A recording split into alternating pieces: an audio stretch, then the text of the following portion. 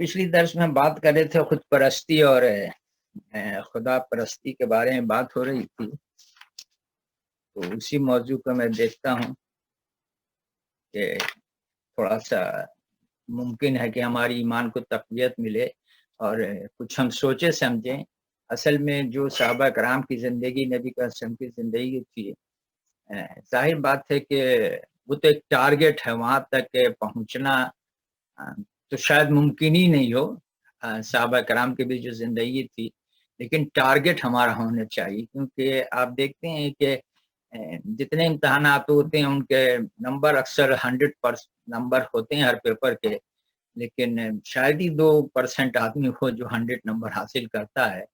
लेकिन इसके बावजूद जो पर्चे का नंबर है उन्हें 100 रखा जाता है। किसी ने नहीं कहा कि यार ये लोग तो 100 नंबर लेते ही नहीं है, 80 नंबर पर ए प्लस मिल जाए तो 80 पूरा मार्क रखो ना भाई, 100 क्यों रखते हो? तो फिर अगर 80 रखेंगे तो फिर 60 पर चला जाएगा। तो इसलिए कम से कम एक टारगेट होना चाहिए। निगाह बुलंद सुखन दिल नवाज, तो निगाह तो बुलंद रखो, टारगेट रखो हाई, और कोशिश करो पहुंचने के, देखो कहाँ तक पहुंच सकते हो। लेकिन टारगेट ही अगर लो कर देंगे तो फिर तो मामला लो होते चला जाएगा। तो इसलिए 100 नंबर लेता कोई नहीं है, लेकिन 100 नंबर रखा जाता है तकरीबन हर किसी के इम्तहान में, और बहुत अच्छा स्टूडेंट होता है अगर 80% दे। तो साहब कराम की जिंदगी हमारी टारगेट है, हम वहां तक नहीं पहुंच सकते हैं, लेकिन हमारी कोशिश होनी चाहिए कि कुछ न कितना हम उसमें से अचीव कर पाते हैं। तो वो एक मैंने आपको वाक़या सुनाया था, वो कि नबी के वसल्लम जब मक्का में दाखिल हुए तो फातेह की हैसियत से दाखिल हुए, और यही कहते हुए दाखिल हुए कि मैं एक गरीब औरत का बेटा हूँ जो सूखा गोश्त खाया करती है।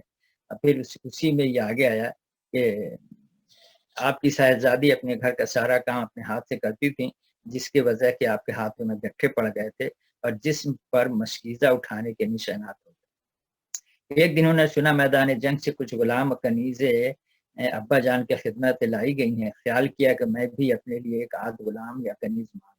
तशरीफ ले गई, अपनी परेशानी का हाल बयान किया, हाथों के गट्ठे दिखाए। नबी सल्लल्लाहु अलैहि वसल्लम ने फरमाया, बेटी मैं तुम्हें गुलाम और कनीज़ से तो अच्छी चीज़ देता हूँ, गुलाम और बांदी और मुसलमानों के हिस्सा में जाने दो। तुम सोते वक्त 33 मरतबा सुभान अल्लाह, 33 मरतबा अल्हम्दुलिल्लाह, 34 मरतबा अल्लाह पढ़ लिया करो। ये चीजें हमारे माशरे में भी राइज हैं, या लोग पढ़ते हैं, लेकिन जब तक इसकी पूरी मफहूम हमारे जहन में ना हो, इसके मतलब जहन में ना हो, तो ये अल्फाज के दोहराने से कुछ हासिल नहीं होता है। तो जब हम सुभान अल्लाह पढ़ें तो क्या कंसेप्ट है, क्या अल्लाह की तारीफ है, उसकी क्या फरमान है, वो एक लफ्ज में पूरा चीज आ जाएगा आपको। समान अल्लाह है क्या, वो फरमाता है क्या, उसकी तारीफ क्या है, उसके एहसानात क्या हैं, ये सारी चीजें जब जहन में आ जाएंगी, फिर हम भूल जाएंगे कनीज़ा गुलाम क्या है। जब हम पढ़ेंगे अल्हम्दुलिल्लाह, सारी तारीफें अल्लाह की हैं, तो जब इसका पूरा कंसेप्ट हमारे जहन में हो, तो फिर हमको लगेगा कि यार ये तो बहुत बड़ी चीज हमें मिल गई है फ्री ऑफ कॉस्ट, तो हम क्या गुलाम कनीज की बात करें। इसी तरह जब हम अल्लाह अकबर करें, तो ये अल्फाज रिपीट करने से नहीं होगा जुबान से। जैसे लोग तस्बीह पढ़ते हैं एक जिसमें दाने होते हैं, वो बस में चढ़ रहे हैं उतर रहे हैं, अल्लाह अकबर सुभान अल्लाह पढ़े जा रहे हैं, और ऐसे भी आप देखते होंगे, आप खुद समझते होंगे। तो ये ऐसी पढ़ने की चीज नहीं है, ये अक्सर में पूरी कंसेप्ट में उसको जाना पड़ेगा। एक पिक्चर आपके जैसे टीवी का रिमोट लेके आप एक ऑन करते हैं तो टीवी स्क्रीन पर एक पूरा पिक्चर आपको नजर आने लगता है, मूविंग पिक्चर, एक तिजारत का हो या ड्रामे का फिल्म। तो वो एक बटन आपने दबाया और क्या कुछ आपने देख लिया। इसी तरह से ये 3 बटन है, सुभान अल्लाह, अल्हम्दुलिल्लाह। जब ये बटन दबाते हैं सुभान अल्लाह, तो आपके जहन के स्क्रीन पर बहुत सारे पिक्चर, मूविंग पिक्चर आने लगते हैं। फिर जब दूसरा बटन दबाते हैं अल्हम्दुलिल्लाह, तो एक और पिक्चर आपके सामने आ जाता है, अल्लाह अकबर। तो ये एक बटन है जिसको जैसे ही दबाएंगे एक बहुत बड़ी पिक्चर स्क्रीन पर आपके सामने आ जाएगा। ये असल चीज है। तो वो तमाम चीजें जब तक जहन में हो, इस तरह से अल्हम्दुलिल्लाह सुभान अल्लाह पढ़ते रहिए, तो ये में तो ये पूरा स्क्रीन पर आपको पिक्चर नजर आएगा, अगर अरबी समझते हो और नीयत भी साफ हो। फिर ये बातें, अल्लाह के रसूल कोई ऐसी टुटपुंजिया चीज नहीं दे दी है बेटी को कि ऐसे ले जाओ पढ़ते रहना रटते रहना, तो ऐसी चीज नहीं थी। ये एक स्विच है, एक बटन है जिसको दबाने के साथ बहुत सारी चीजें आपके जहन के पर्दे पे आना शुरू हो जाएगा। बेशक आप खुदा परस्तों के सरदार थे, क्या कोई फिर भी आपकी बेनफ्सी पर हर्फ ला सकता है? दूसरों के हक में फयाजी और अपने औलाद के लिए फक्र और गुर्बत की तरजीह देना पैगम्बर ही की शान है। खुदा परस्ती के सबसे बड़े अलमबरदार का किरदार, जब किसी शख्स को इक़्तिदार और कानून की ताकत मिल जाती है तो अमूमन अपनी औलाद, अपने अज्जा को कानून की गिरफ्त से बचाने की कोशिश करता है। तो अमूमन अपनी औलाद, अपने अज्जा को कानून की गिरफ्त से बचाने की कोशिश करता है, मगर खुदा परस्तों के सरदार की शान इस मामला में बिल्कुल निराली थी। एक औरत पर जब चोरी का जुर्म साबित हुआ, आपने हाथ काट देने का हुक्म दिया। लोगों ने नबी वसल्लम को बहुत महबूब और मुकर्रब सहाबी से सिफारिश कराई कि माफ फरमा दीजिए। नबी वसल्लम का चेहरा गुस्सा से सुर्ख हो गया। फरमाया, खुदा की कसम, अगर मोहम्मद की लाडली बेटी फातिमा भी जुर्म शरत की जाती तो मोहम्मद सल्लम उसका हाथ काटेगा। अपने आखिरी हज के मौका पर मुसलमानों के अजीम तरीन इज्मा में आपने कुछ कवानीन और अहकाम का ऐलान आम फरमाया, तो इन सब से पहले अपने रिश्तेदारों, अपने खानदान पर जारी किया। आपने मजमा आम में खड़े होकर ऐलान फरमाया कि जाहिलियत के तमाम दस्तूर ख़त्म किए जाते हैं। मिन जुमला उनके सूदी लेन देन आज ख़त्म हुआ, और सबसे पहले मैं अपने चचा हज़रत अब्बास के सूदी कर्जे को बातिल करार देता हूँ। अब इनका सूद किसी पर वाजिब नहीं, अब वो सूद का रुपया किसी से वसूल नहीं कर सकते। ये थी खुदा परस्ती, और ना आजकल के कानून साज अगर इस किस्म का कानून बनाने वाले हों तो अपने रिश्तेदारों और मिलने वालों से पहले कह दें कि फला कानून आने वाला है, जरा जल्दी जल्दी अपने फिक्र कर लो, जमींदारी के तमाम कानून पास होने वाला है।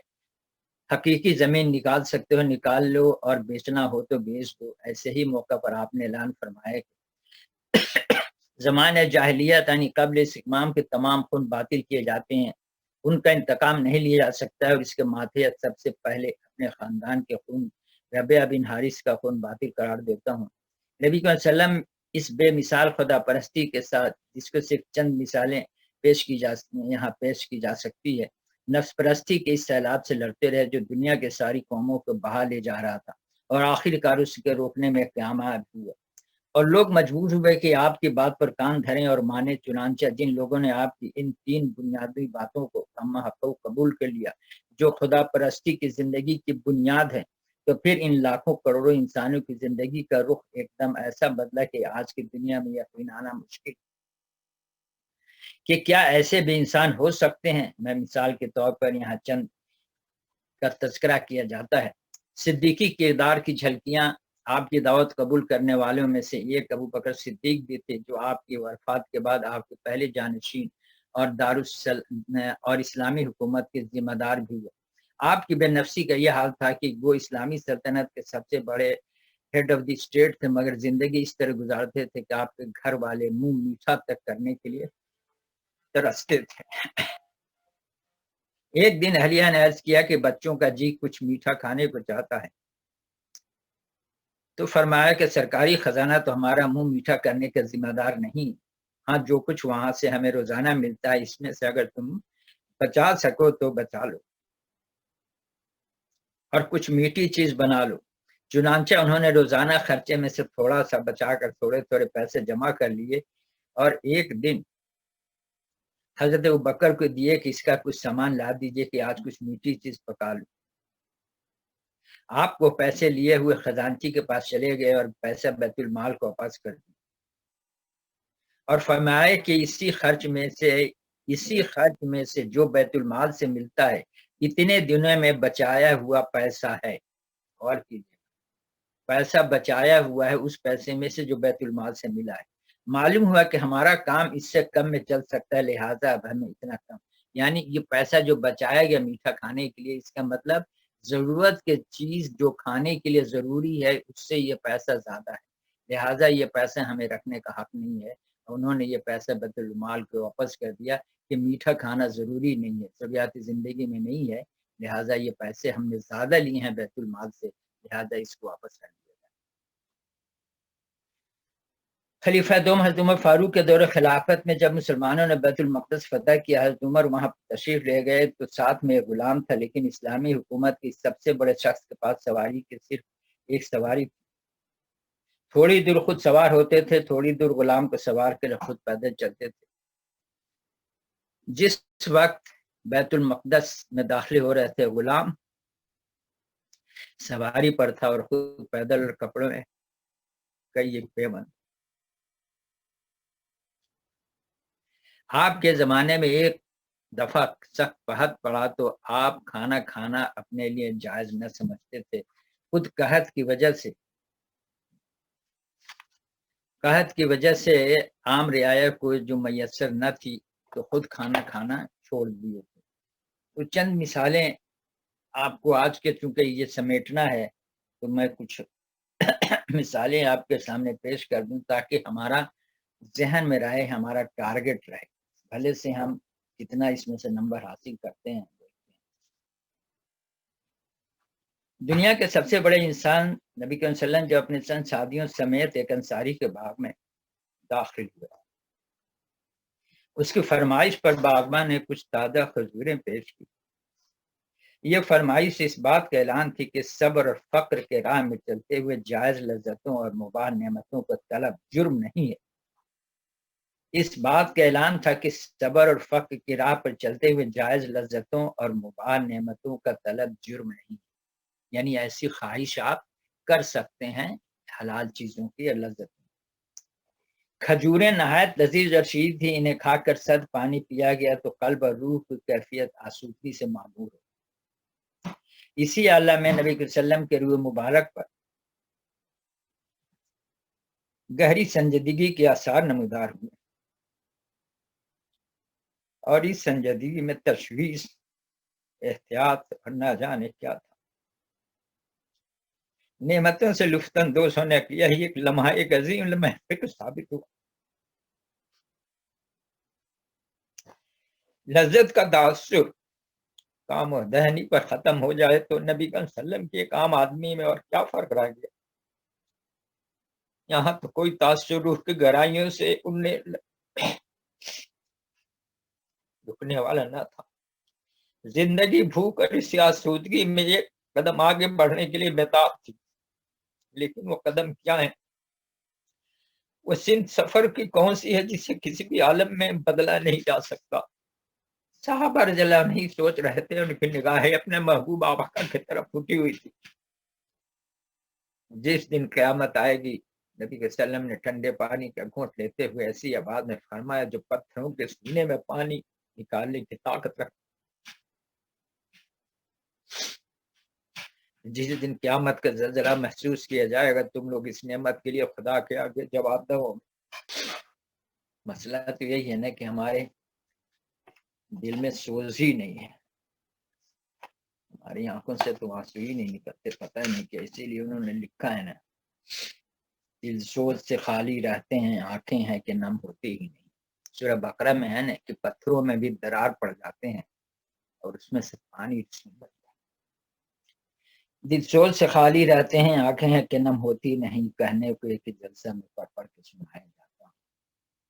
علامہ نے بھی کہا قلب میں سوز نہیں، دل میں احساس نہیں، پیغام محمد کا کچھ بھی پاس نہیں۔ یہ سوز بڑی اہم چیز، نگاہ بلند سخن دل نواز جہاں پر سوز، یہی ہے رخت سفر میر کارواں۔ یہ سوز بڑی قیامت چیز ہے، اگر یہ نہ ہو تو پھر انسان میں رہ کیا ہے۔ جس دن قیامت آئے گی، نبی صلی اللہ علیہ وسلم نے ٹھنڈے پانی کا گھونٹ لیتے ہوئے ایسی آوازیں پایا جو پتھروں کے سینے سے پانی نکالنے کی طاقت رکھتی ہے۔ جس دن قیامت کا زلزلہ محسوس کیا جائے گا، تم لوگ اس نعمت کے لیے خدا کے آگے جواب دو۔ کیا چیز؟ دو کھجور اور ٹھنڈا پانی۔ اللہ اکبر کسی شاعر، کسی فلسفی نجومی کے الفاظ نہیں، یہ اس دان اعراض کے الفاظ ہے جس کے زبان سے وحی کے مقدس پھول جھڑا کرتے تھے۔ وہ وحی جو کائنات کی سب سے بڑی سچائی ہے۔ حضرت عمر رضی اللہ عنہ پر زبردست اضطراب طاری ہوا، کھجور کے بقیہ حصے ان کے ہاتھ سے چھوٹ کر زمین پر گر پڑ کس کے ہاتھ سے؟ حضرت عمر کے ہاتھ سے، جن کی بہادری اور طاقت کا چرچا تھا کہ شیطان بھی راستہ چھوڑ دے۔ حضرت عمر پر زبردست ذرا طاری ہوا کھجور کے بقیہ خوشی ان کے ہاتھ سے چھوٹ کر زمین پر آ رہے تھے۔ لذت کے غاز سے انسان اپنے انجام کو دیکھا، انجام سن کے لذت بھول گیا۔ کیا اس نعمت کے لیے بھی اے خدا کے رسول جواب دہی کرنی ہوگی؟ ہاں، اس کے لیے بھی پیغمبر کے لہجے میں حقیقت کی صدائے بازگشت کا جلال گونج تھا۔ ہاں، بس تین چیزیں دست احتساب سے بچ سکے گی: سر ڈھانپنے کے لیے کپڑا، سطر ڈھانپنے کے لیے کپڑا، بھوک فروغ کرنے کے لیے، زندہ رہنے کی حد تک غذا، اور سر چھپانے کے لیے گوشہ زمین۔ یہ تین چیزوں کا حساب نہیں لیا جائے گا کہ زندہ رہنے کے لیے کتنا غذا چاہیے، سطر ڈھانپنے کے لیے کپڑا چاہیے، فیشن نہیں کپڑا، لذت نہیں کھانے میں، زندہ رہنے کی ضرورت، اور سر چھپانے کے لیے گوشہ زمین چاہیے۔ یہ بظاہر ایک معمولی سا واقعہ ہے، لیکن کیا واقعی یہ معمولی ہے؟ آج زندگی کی بنیادی ضرورتوں اور فاضل خواہشات کے درمیان نہایت ہی لطیف خط امتیاز ہے۔ غور کیجیے گا، زندگی کی بنیادی ضرورتوں اور فاضل خواہشات کے درمیان ایک لطیف خط امتیاز ہے، ایک بہت باریک لائن ہے، ڈفرنس ہے، پارٹیشن ہے۔ یہ قدر نعمت کا حقیقی احساس، یہ بے نظیر تقوی، یہ خدا کو ہمہ وقت روبرو پانے کی منزل کا احساس، اس کا نام تو بندگی ہے، عبادت ہے، خدا پرستی، اسی کا نام خدا پرستی۔ یہ لطیف خط امتیاز ہے جس کی سمت چل کر سدھا پتھر ہیرے بن گئے، اور یہی خط جب سے مٹا ہے دنیا والے، بلکہ یوں کہیے خود مسلمان بھی خدا کی نعمتوں کو بے شعور جانوروں کی طرح روند رہے۔ جب یہ خط امتیاز مٹ گیا تو خدا کی نعمتوں کو انسان جانوروں کی طرح روندنا ہے۔ سب کچھ مل جانے پر بھی جب کوئی کانٹا چبھتا ہے، کوئی نعمت چھنتی ہے، تو اپنی شرمناک ناشکریوں اور پرشرم پانی ہونے کے وجہ شکوہ شکایت کا دفتر لے بیٹھتے ہیں۔ اس خدا کا شکوہ جو فیاضی میں سمندر سے زیادہ وسیع اور ظرف اور داد وطا میں سورج کی روشنی سے زیادہ بکرا ہے، جس بخشی ہوئی ہر نعمت سونے کا پہاڑوں میں تل کر بھی بھاری ہے، لیکن ناشکر انسان نہیں دیکھتا، نہیں سوچتا۔ مدائن کے خوبصورت علاقے میں معززین شہر اپنے نئے حاکم کا خیر مقدم کرنے کے لیے جمع ہو رہے تھے۔ احترام اور عقیدت کے پرشوق عالم میں انہیں حضرت حذیفہ رضی اللہ عنہ کا انتظار، جو امیر المومنین حضرت عمر رضی اللہ عنہ کی طرف سے گورنری کا پروانہ لیے اس آبادی میں داخل ہونے والے تھے۔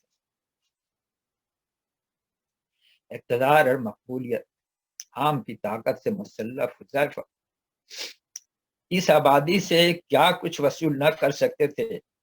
شاندار استقبال، عیش و عشرت کے سامان، زور و جواہر، سب کچھ آج کے عمر شب و روز حاصل کر رہے تھے، لیکن انہوں نے اس سے متی اور فرما بردار انسانوں سے جو کچھ مانگی وہ ان سب سے مختلف تھی۔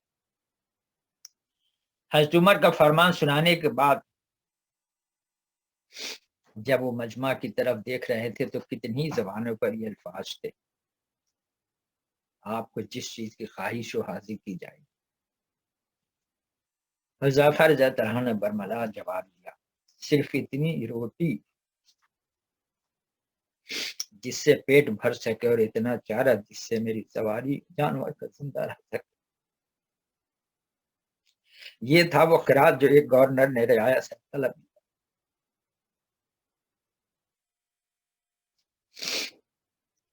ذرا دیکھو اقتدار اور سطوت کے غرور کس طرح درویشی کے قدموں پر دم توڑ رہا ہے، اس طرح شاہی تمطراق صبر و قناعت کی پنہائیوں میں گم ہو رہا ہے، کہ اس طرح دولت اور شوکت کی چمک دمک خوف و آخرت کے نور میں محو ہو کر رہ گئی۔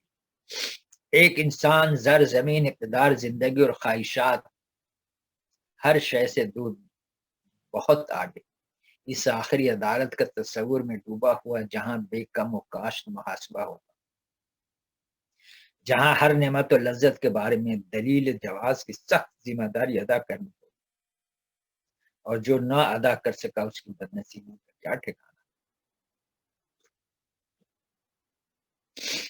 یہی وہ تصور تھا جس نے حذیفہ کے جسم و روح کے عفت کو لذت پرستی کے کثافت سے آلودہ نہ کیا۔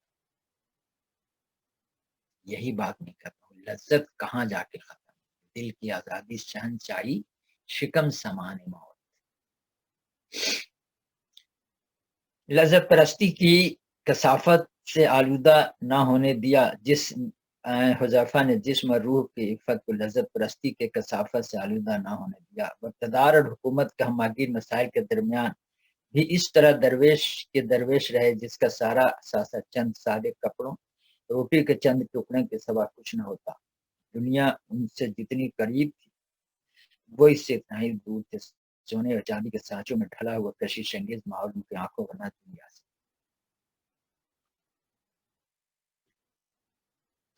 پھر جب مدائن کے مسند اقدار سے اٹھ کر وہ مدینے واپس آئے تو ان کی آمد کے خبر سن کر امیر المومنین حضرت عمر راستے میں چھپ کر کھڑے ہو گئے۔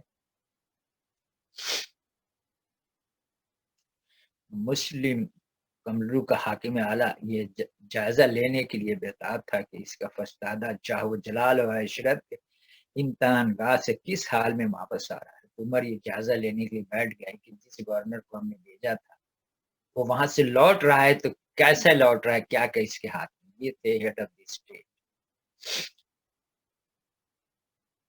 اس نے دیکھا حذیفہ جو کچھ لے گئے تھے اس سے کچھ زیادہ ساتھ نہیں لائے۔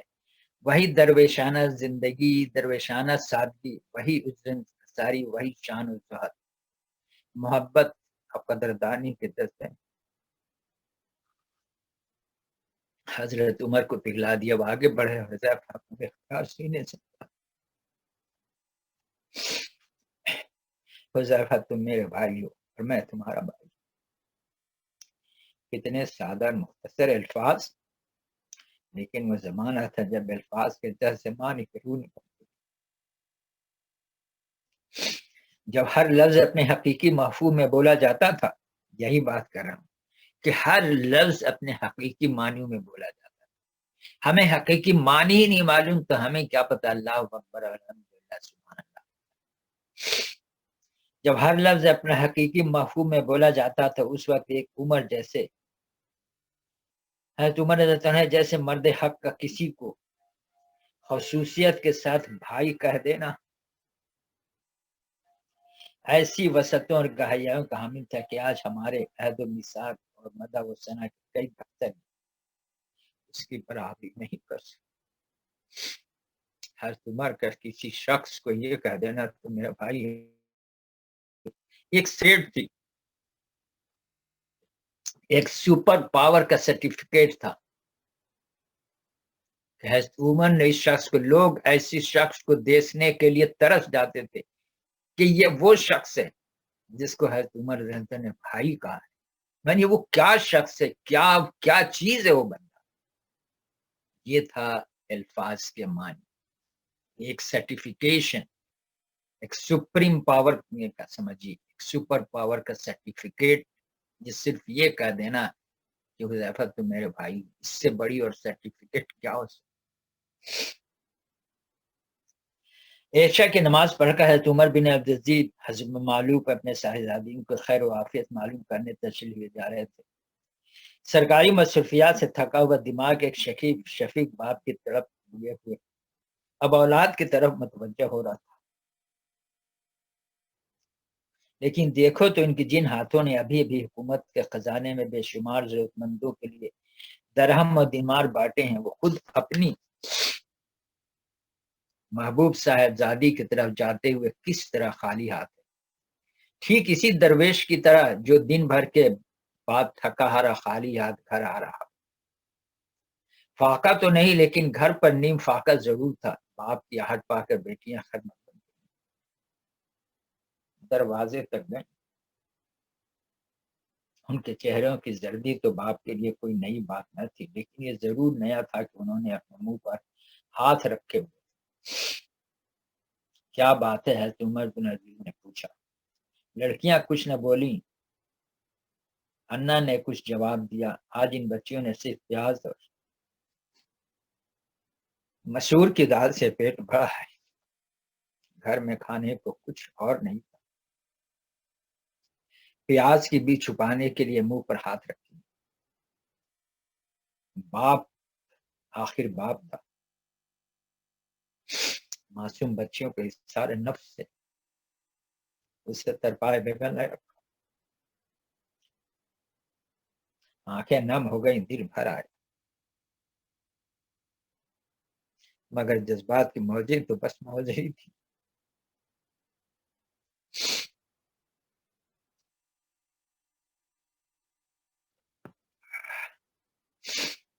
صبر و قناعت، فقر و اشار، زہد، تقوی، ایمان و یقین کے پہاڑ کے ذرا بھی جنبش نہ دے سکی۔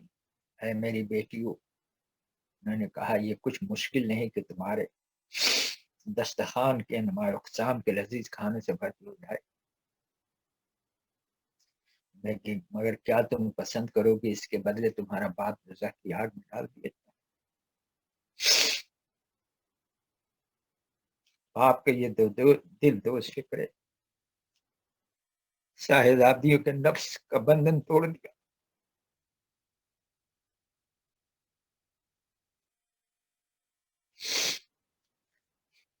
آنکھیں اشکوں سے تر ہو گئی، گریا غم نہیں تھا، ہمیں شکایت کی تلخی بھی نہیں تھی، یہ تو خاموش جواب تھا باپ کے سوال کا۔ نہیں، ہر آنسو پکار رہا تھا، ہمیں وہ راحتیں درکار نہیں جن کے بس ہمارا باپ دوزخ میں ڈال دیا جائے۔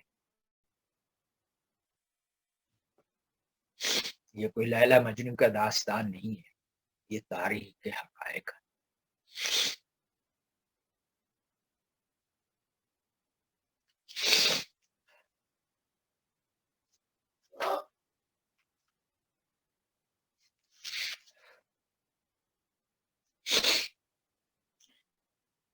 حضرت عمر بن عزوز کے ننیھال سسرال سے عمر ابن خطاب کے دور خلافت میں جب ایک بار قحط پڑا تو ملک کے طول و عرض میں سب سے زیادہ بھوکا اور پریشان حال انسان خلیفہ وقت کے سوائے دوسرا نہ تھا۔ آپ نے اپنی خوراک گھٹاتے گھٹاتے فاقہ کشی کی حد تک پہنچا دی، شہد، گوشت اور ہر طرح کی لذیذ چیزیں اپنے لیے عملاً حرام کر لی۔ حضرت عمر ابن خطاب گھی کا استعمال ایک قلم ترک کر دیا تھا، نیم فاقہ کشی اور ذہنی اضطراب کے عالم میں جب آپ ضرورت مندوں کے لیے سامان خود نوش کا بوجھ اپنی پیٹھ پہ اٹھائے آبادی کے عرض میں گھومتے نظر آتے تھے تو لوگ یہ دیکھ کر غم سے کراہنے لگتے تھے کہ عمر کا سرخ اور شاداب رنگ اب چل کر سیاہ ہو گیا۔ یہ وہ دور تھا جب حضرت عمر فاقہ کشی کے شریک حال رہنے کے لیے تمام غذاؤں سے دستکش ہو کر صرف زیتون کے روغن پر گزارا کر رہے تھے۔ وہ اللہ کا پاک باز بندہ شاید بھوک سے جان ہی دے دیتا اگر دو باتیں مانے نہ ہوتی، ایک تو جان بوجھ کر جان دینے کی شرعی ممانعت، دوسرے خیال کہ اگر نظم و نسق سنبھالنے والا کوئی نہ رہا تو قحط کا دامن اور بھی وسیع ہو جائے گا۔ بھوک اور پیاس سے کہیں زیادہ یہ چیزیں حضرت عمر کو بے پانی مچھلی کی طرح تڑپا رہی تھیں، اور یہ لرزہ خیز تصور تھا کہ انہی کے خلافت کے زیر سایہ جو قحط انسانوں کو پیش آیا اسے دور کرنے میں خود ان کی مساعی کسی بھی دوسرے سے کم نہ رہ گیا، یا اپنی بھاری ذمہ داریوں کو کم حق نہ نبھا سکے تو مالک یوم الدین کیا جواب دیں گے؟ یہی وہ تصور تھا جو فکر و فاقہ کے کہیں زیادہ ان کو گھلائے دے رہا تھا، اور اسی لیے ریگستان کے جھلسا دینے والی دھوپ میں تپتی ہوئی زمین پر بڑھنا پا غذا اور اناج کی بوجھ کمر پر اٹھائے خود فراموشی کے عالم میں ادھر ادھر चक्कर लगा रहे थे, भूल गए थे। यही वो कर्ज था जिससे उनकी रूह तड़प रही थी और जिस्मानी सेहत का तवाज़न तहबाला हो रहा था। इस इज़्तिराब के आलम में एक बार उन्होंने अपने मासूम साहिबजादों को तरबूज के काश लिए देखा और जोश गजब से कांप उठे। वो भूल गए कि ये उनका मासूम जिगर पारा है जो इस कमसीनी ही में उनके साथ नीम फाका कशी के तजर्बात से गुजर रहा है। इस वक्त इन्हें सिर्फ एक बात याद थी, सिर्फ एक बात, ये कि मुसलमानों की कहत की आंच में तप रहे हैं, इसलिए खलीफा के बच्चे को कोई हक नहीं पहुंचता कि तरबूज के काश से लुत्फानंदोज हो सके।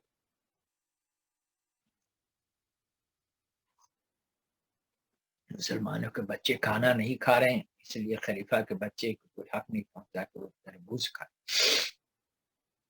वो दीवानावार बच्चे की तरफ बढ़े और बेदर्दी से तरबूज के काश उसके हाथ से छीनते हुए चीखे, तुम फल खाते हो और रसूल खुदा की उम्मत भूखी मर रही है।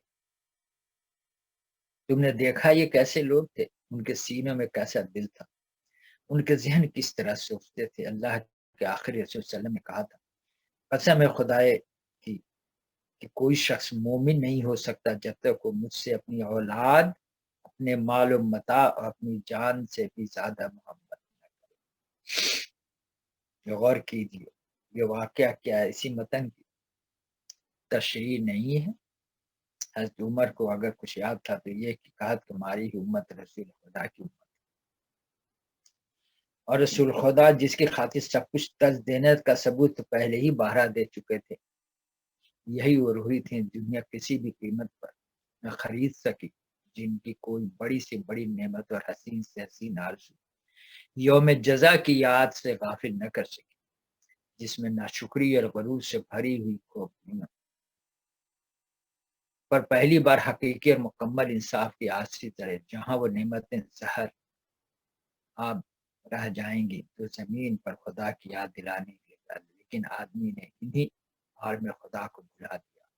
और ये आदमी आज भी इसरार करता है कि मैं तो रसूल की उम्मत हूं। यही सबसे अफसोस की बात है, अभी भी दावा यही है कि हम रसूल की उम्मत हैं। मैं यही कि आखिर हमें क्यों नहीं महसूस होता, हमारे आंखों में आंसू क्यों नहीं आते हैं, हम क्यों नहीं तड़पते हैं?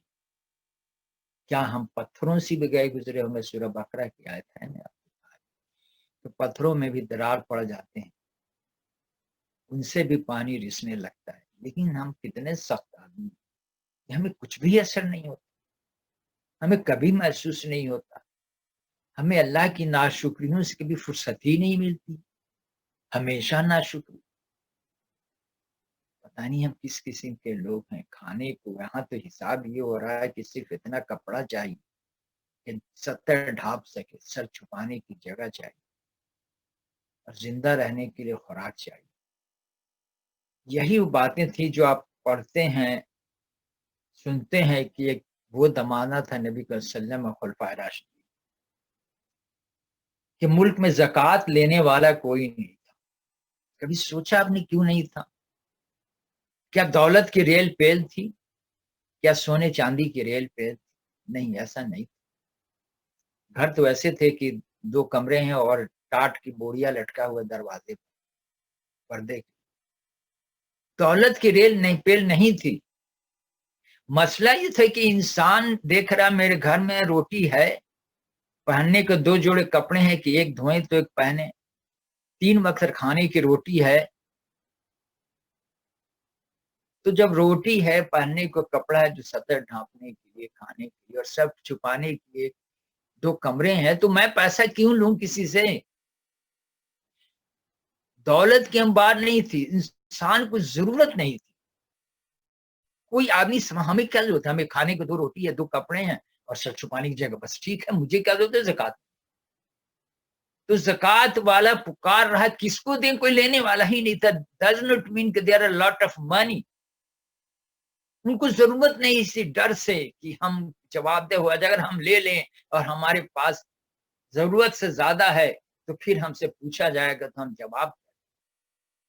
اس ڈر سے لوگ کوئی زکات نہیں لیتا تھا. جیسے مدینہ میں ایک صحابی گئے، واقعہ ایسا ہی ہے، الفاظ کا آگے پیچھے ہو سکتا ہے. تو ایک صحابی مدینہ ابن مہاجر کو اپنی زمینوں میں سے حصہ دینے لگے. انہوں نے کہا کہ نہیں نہیں، مجھے نہیں چاہیے، میں یہ زمین لے کر کیا کروں گا، مجھے تو حساب دینا پڑے گا اس. تو یوم حساب سے ایسا خوف تھا کہ اگر 2 کپڑے ہیں، یعنی اور یہ بہت صحابہ کرام کی 14 سال زندگی تو بہت دور ہے. میں تو آج سے 60-70 سال پہلے چلے جاؤں تو میں دیکھوں تاکہ انسان کی زندگی ایسی ہے کہ 2-3 ایک کپڑا رہتا تھا عید بقرعید میں پہننے کے لیے، جس کو ہم ہندی میں دھراؤں بولتے تھے. دھراؤں میں نے دھرا ہوا، رکھا ہوا، تو ہندی میں دھراؤں بولتے کہ دھرا ہوا، یعنی ایک جوڑا عید بقرعید کے لیے طے کر کے باکس میں رکھا جاتا تھا. اور کافور کی گولیاں عام تھی کہ کافور کی گولیاں باکس میں ڈال دی جاتی تھی کہ کیونکہ یہ کپڑا اب سال بھر بعد نکلے. اور باقی 2 جوڑا کپڑے تھے کامن زندگی میں پہننے کے لیے. یہاں ایک دھوئیں گے تو پہنیں گے. یعنی یہ کامن کانسیپٹ تھا، مطلب اس میں کوئی ایسی بات نہیں تھی کہ ہاں اس میں حیرت کی بات ہے. وام الناس کا ہم یہ اس بات کے کر رہے ہیں تو 80% 90% کا، باقی جو کچھ لوگ ہوتے ہیں وہ تو معاشرے میں. تو یہ حال تھا کہ ایک دھراؤں کپڑا ہے اور 2 جوڑا کپڑا نارمل پہننے کا ہے. یہ جوتا ہی کافی ہے، ایک ہی جوتا ہوتا تھا، 10 تھوڑی ہوتے تھے. اور چپل، یا پہلے تو چپل کم ہی تھے، کھراؤں وغیرہ ہوتے تھے جو لکڑی کے، اب تو فیشن میں لوگ کھراؤں پاتے تھے. کھراؤں اس کو بولتے تھے جو لکڑی کا ہوتا تھا، اس میں اوپر ایک بیلٹ سا لگا رہتا تھا جو پاؤں میں ڈال دیتے تھے. اب تو فیشنیبل لوگ یہ لکڑی والی چیزیں پہنتے ہیں، اس وقت یہی تھا. تو اتنا کپڑا کافی تھا. اور کھانے میں جو کھیت میں پیدا ہوئے، جو نارمل بازار بھی ایسے مال تو ہوتے نہیں تھے، بازار لگتا تھا ہفتے میں 1 دن. اب جائیے ضرورت کی چیز ہفتے میں 1 دن بازار سے لے کر آ جائیے، بس وہی آتے تھا رہے گی. کوئی ایسا بعد میں، اور بہت اینٹے کا گھر بہت اچھا گھر ہوتا تھا اور اس کو بہت خوبصورت بنا عید بقرعید میں. تو وہ چونا کرنا جس کو بولتے تھے، تو وہ چونا پانی میں گھول کے اور وہ ستلی کا جو وہ ہوتا تھا برش ٹائپ کی چیز، اسے رنگ دیا. بس دس از سمپل لائف. کوئی اتنا ہنگامی حالت تھوڑی تھی، بڑا سکون کی زندگی تھی. تو آپ صحابہ کرام کی زندگی سے زکات لینے والے نہ تھے. کون لے زکات، کون حساب دے بھائی، ہمیں کھانے کو ہم.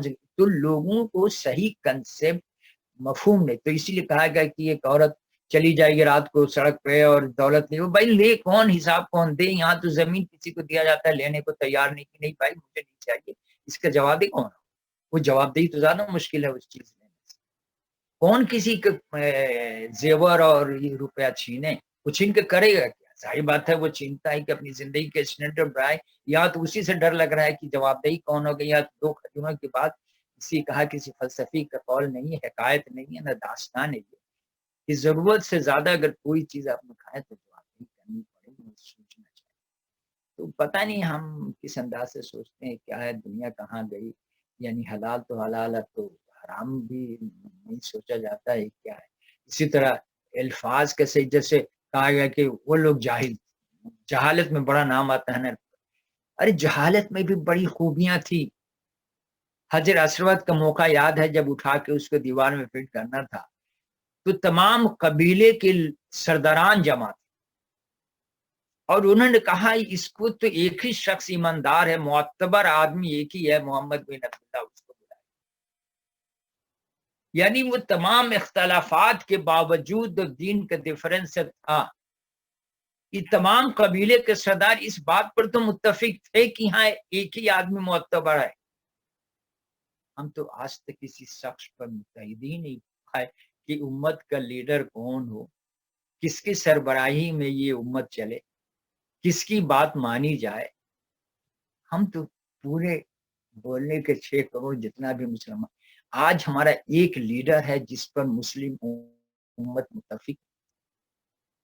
وہ جاہل لوگ اس پر تو اتفاق یکسو ہو گئے، ایک جان ہو گئے کہ ہاں ایک شخص ہے معتبر، اس پر اعتماد کرو اور وہی آئے گا. تو ہمارے اندر تو کردار بھی نہیں کہ ہمارے ملک میں تمام لیڈران مذہب یا دین کے علماء دین کسی ایک پر متفق ہو جائیں کہ ہاں یہ ہمارا لیڈر ہوگا وتھ ریفرنس ٹو دی دین، یہ معتبر آدمی ہے، یہ دین کی صحیح رہنمائی کرتا ہے، اس کو ہم فالو کریں، وہ جاہل لوگ اس پر متفق ہو گئے، ہم تو نہیں متفق ہو۔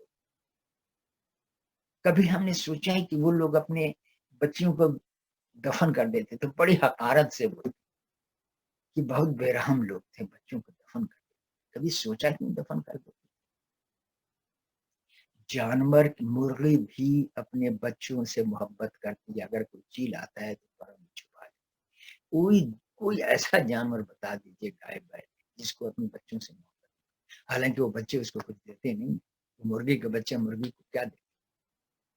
کوئی جانور کا بچہ پیدا جس سے ہوا اس کو کچھ دیتا ہے، لیکن وہ جانور اس کے لیے اپنی جان لڑا دیتا ہے۔ وہ کیا بات تھی کہ لوگ اپنے بچوں کو دفن کر دیتے؟ ظاہر بات ہے 100% تو نہیں دفن کرتے تھے، 100% تو بچے پیدا کہاں سے ہوتے، لیکن ایک کثیر تعداد دفن، کیوں دفن کرتے تھے؟ کیا ان کا اپنے بچوں سے محبت تھی؟ سوچیے گا کہ ایسا کیوں؟ ان کے دل نہیں تھے؟ جب جانور جو اس کے بچے اس کو کچھ نہیں دیتے ہیں اس سے اتنا محبت کرتا ہے تو ایک باپ کیسے اپنے بچے کو خالی یہ بول دینے سے ہو جائے گا کہ وہ جاہل لوگ؟ نہیں، ایسی بات نہیں ہوتی ہے، جاہل لوگ تھے، اسی لیے ابو جہل کو ہم جاہل بولتے ہیں، اس کو منافق نہیں بولتے۔ جیسے تاتاری لوگ تھے، بہت بہادر تھے، تلوار باز تھے، لیکن ان میں ایک بات تھی کہ آنےسٹ لوگ تھے، جو بات سمجھ میں آ گئی تو ٹھیک ہے، سمجھ میں آ گئی، نہیں سمجھ میں آئی تو نہیں سمجھ میں آئی۔ منافقانہ حضرت عمر جاتا کا واقعہ سنا، جب وہ گئے اپنی بہن کے پاس، انہوں نے قرآن پڑھ کے سنایا، جو بات ٹھیک ہے وہ ٹھیک ہے، نہیں ٹھیک ہے تو نہیں ٹھیک۔ تو ایک بات سمجھ، تو تتاریوں میں جو مسلمانوں کو کتنا نقصان ہوا، وہ بڑے جفاکش لوگ تھے، محنتی لوگ تھے، ہاں زندگی میں ان کے پاس کوئی لٹریچر، کوئی ہدایت نامہ نہیں،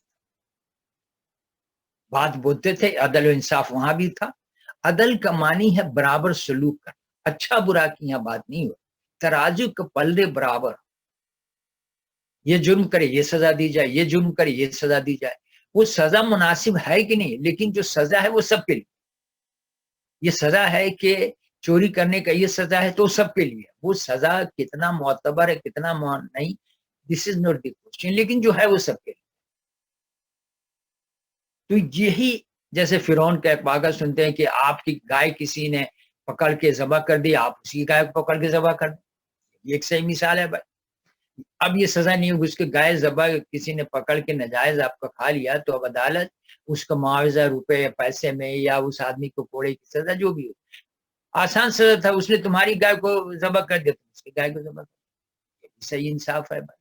ہم بولیں گے بالکل، آج ہم سوچیں گے بالکل بے وقوفوں والا انصاف، لیکن وہ پکا پکا انصاف تھا، سب کے ساتھ یہی تھا۔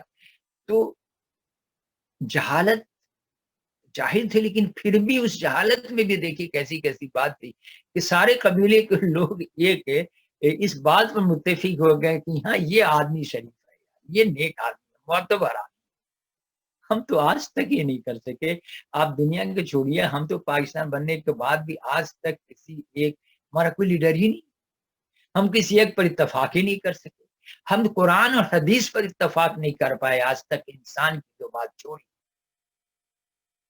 ہم تو قرآن اور حدیث اللہ پر اتفاق، اس پر ہمارا دین پر اتفاق، رسم جب ملتیں جب مٹ گئیں، یعنی عرب کی پوری جہالت تھی کیا کہ وہاں کوئی لیگل شرعی قانون نہیں تھا، لیگل قانون نہیں تھا، اخلاقی قانون نہیں تھا، جس کے مرضی میں آج جو کر رہا تھا، اسی کو بولتے ہیں رسم۔ رسم کیا ہوتا ہے؟ جس کی نہ کوئی لیگل دلیل ہو، نہ شرعی دلیل ہو، نہ اخلاقی دلیل ہو۔ جب یہ دلیلیں نہیں ہوتی اور آپ کیسے پوچھیں کہ بھائی یہ کام کیوں کر رہے ہیں، تو ہمارے یہاں کئی رسم، وہ یہ نہیں بولتا یہ شریعت ہے، یہ بھی نہیں بولتا یہ لیگل ہے، یہ بھی نہیں بولتا یہ اخلاق ہے، بولتا یہ ہمارے یہاں رسم۔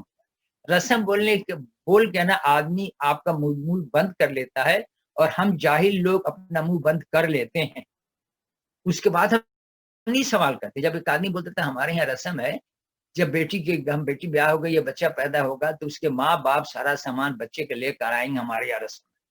کمال کی بات ہے یار. ہر فائدے کی چیز آپ کے یہاں رسم ہے. ہر وہ چیز جو آپ کو فائدہ دے وہ رسم. تو جب وہ رسم بول دیتا ہے نا تو ہمارے اس کے بعد ہم منہ سے کچھ نکلتا ہی نہیں ہے. کیوں نہیں نکلتا؟ ہم کو معلوم ہے کہ رسم کی کوئی دلیل نہ اخلاقی ہوتا ہے نہ لیگل دلیل ہوتا ہے نہ شرعی دلیل ہوتا ہے. لہٰذا مجھ سے پوچھتے ہی نہیں کہ ہاں بھائی اس کے بعد جہیز ہے لڑکی کا, لڑکی گھر والے پہنچائیں گے ہمارے یہاں رسم.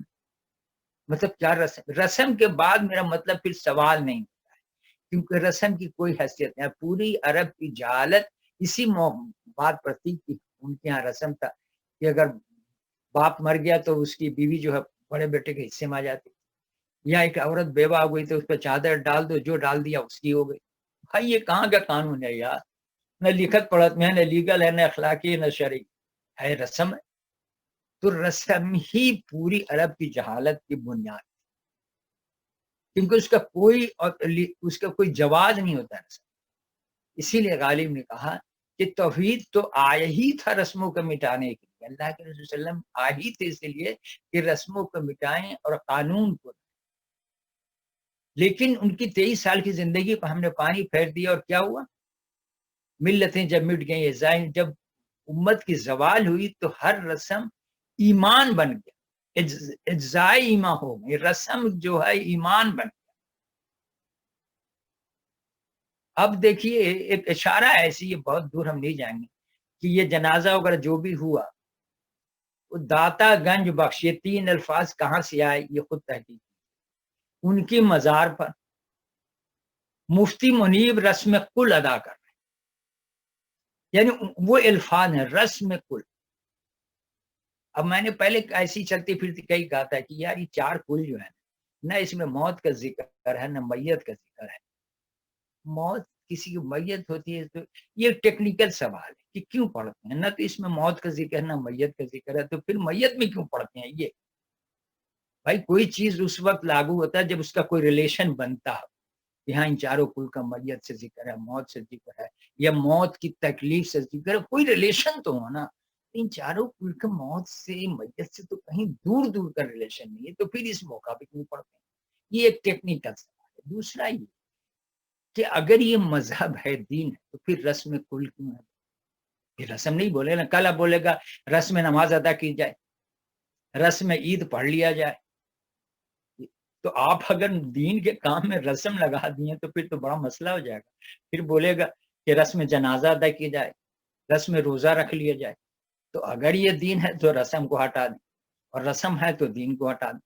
دونوں ایک ساتھ کیسے لے کے چلیں گے؟ بہرحال یہ باتیں میں آپ لوگوں کے لیے ذرا سوچنا چاہیے کہ یہ کیا ہے. ہم دین پر اتفاق نہیں کریں, ہمارا قرآن پر ہم اتفاق نہیں. لفظی تو پر قرآن ہمارا سب کا ہے. کتنے لوگ پڑھتے ہیں, کتنے سمجھتے ہیں, کتنے اس پر اتفاق کرتے ہیں. رسول کی حیثیت پہ آج تک ہم اتفاق نہیں کرتے. کوئی بولتا بشر ہے, کوئی بولتا نہیں بشر ہے, کوئی بولتا سایہ ہے, کوئی بولتا نہیں ہے. اور یہ لفظ نہیں ہے, اس پر بڑے بڑے ہیں, بہت بڑے بڑے لوگ اس کے پیچھے ہیں, بہت بڑی بڑی آبادی اس کے پیچھے ہے. اب اتنی پیچھے ہے کہ ان پر اگر اسٹیٹ یا آج کے دور میں ایک مثال دے رہا ہوں کہ وزیر اعظم یا صدر کچھ بول دے تو وہ اس کی سیٹ کل رہے گی نہیں, وہ بیٹھ نہیں پائے گا.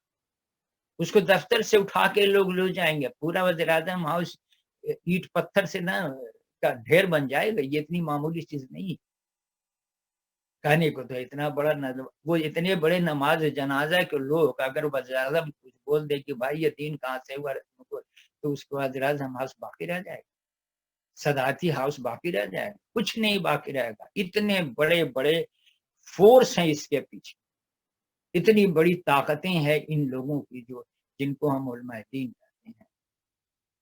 تو ہم تو کسی بات پر اتفاق نہیں کر پائے. وہ تو قبیلے کے سردار ایک شخص پہ جس سے ان کو مطلب یہ تھا, لڑائی تھی, جھگڑا تھا, پریشان تھے کہ شخص کو کیا کریں. بولتے تھے دولت لینا ہے دولت لے لو, اور شادی کرنا وہ بھی قبول کرتے ہیں, حکومت لینا ہے سب کچھ لے لو, ہماری جان چھوڑ گئی یار تم کیا یہ کلمہ لے کر آ گئے. وہ سارا فساد, اتنے عاجز تھے اس.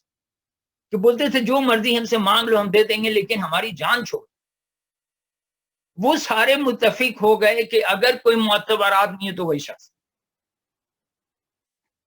ہم تو کہیں بھی متفق نہیں ہوتے.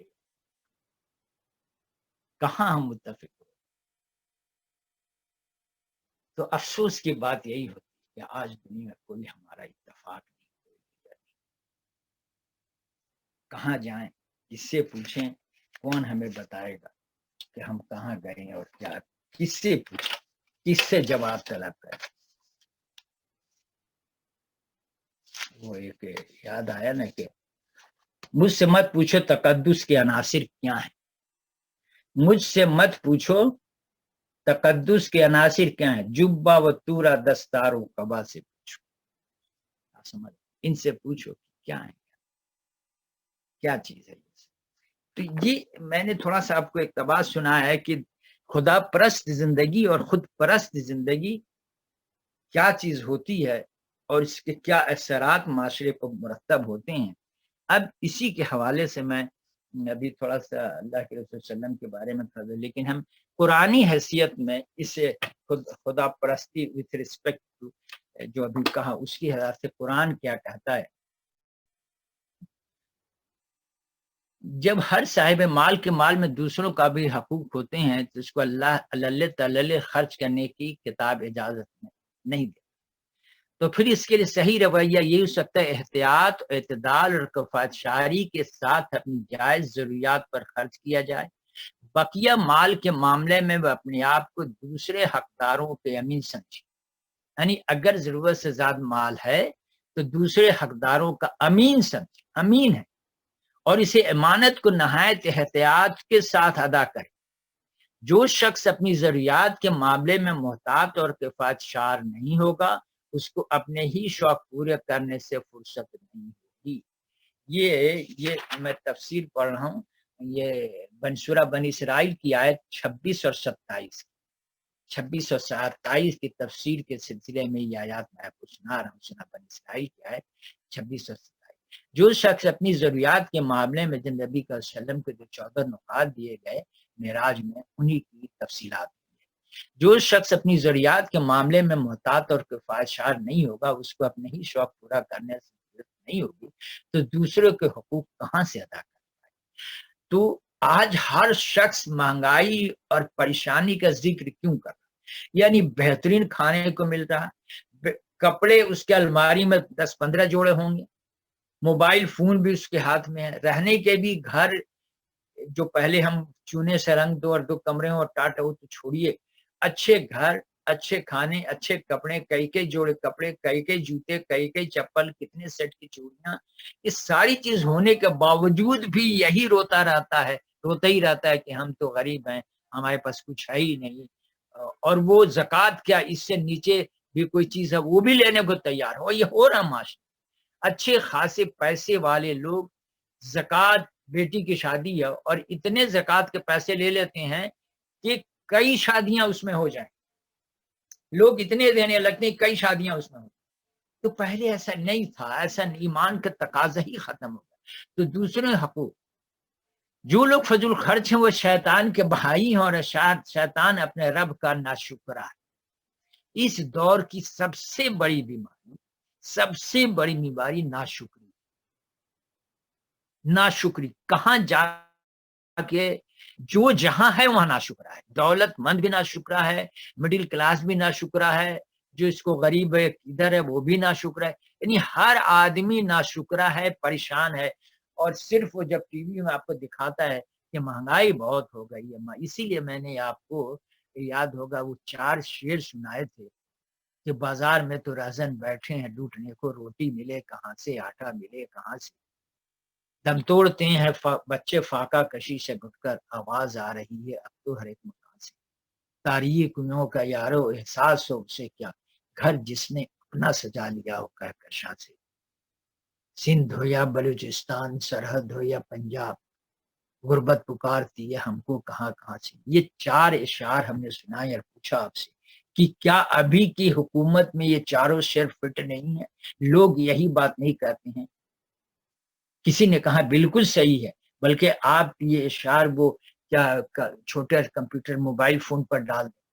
میں نے کہا لیکن افسوس کی بات ہے کہ یہ چاروں اشعار 75 میں لکھے گئے، 1975 جو آپ بول رہے ہیں ابھی فٹ، تو پھر آپ کیوں بول رہے ہیں کہ بہت زیادہ 75 میں تو یہ آتی ہے، یہ تو ڈری کولین کے مشاعرے بھی شیر پڑے۔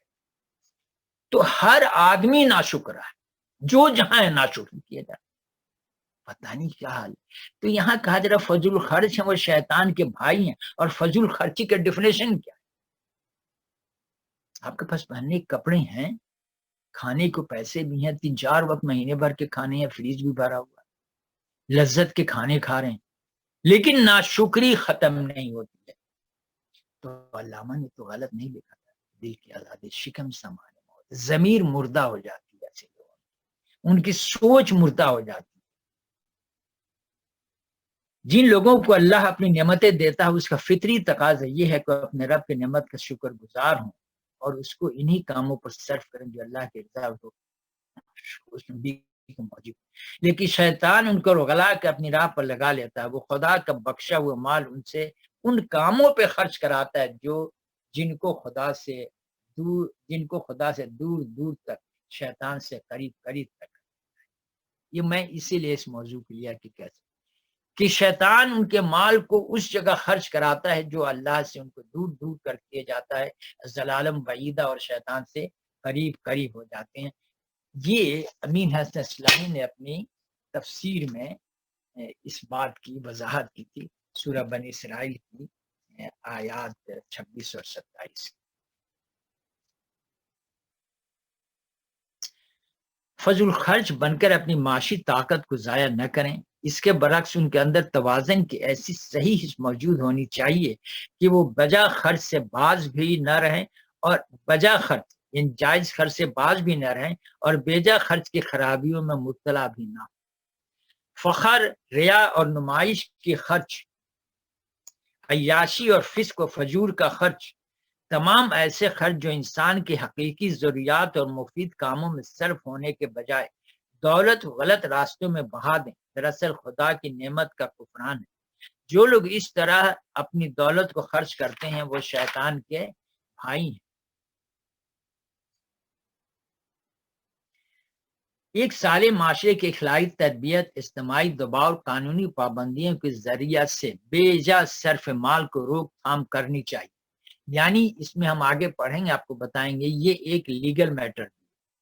ایک سالے معاشرہ کو اخلاقی تربیت اجتماعی دباؤ معاشرے کی دباؤ اور قانونی پابندیاں جو اسٹیٹ لاگو کرے کے ذریعہ سے بیجا صرف مال کی روک تھام کرنی چاہیے۔ مدینہ طیبہ کی ریاست میں ان دونوں دفعات کی منشا کو صحیح ترجمانی مختلف عملی طریقہ سے، ایک طرف فضل خرچی اور عیاشی کو بہت سی صورتوں کو ازرو قانون حرام کیا گیا۔ اس بات پر غور کہ یہ نہیں جس کے پاس دولت ہے جو چاہے کرے، شریعت اپنی جگہ لیکن حکومت کی بھی قانون۔ ایک طرف فضل خرچی اور عیاشی کی بہت سی صورتوں کا ضرور قانون حرام کیا گیا، دوسری طرف بالواسطہ قانونی تدابیر سے بیجا صرف مال کی روک تھام، تیسری طرف معاشرتی اصلاح کے ذریعے ان سبھی رسموں کو خاتمہ کیا گیا جن میں فضل خرچیاں کی۔ اب یہاں کیا آ گیا؟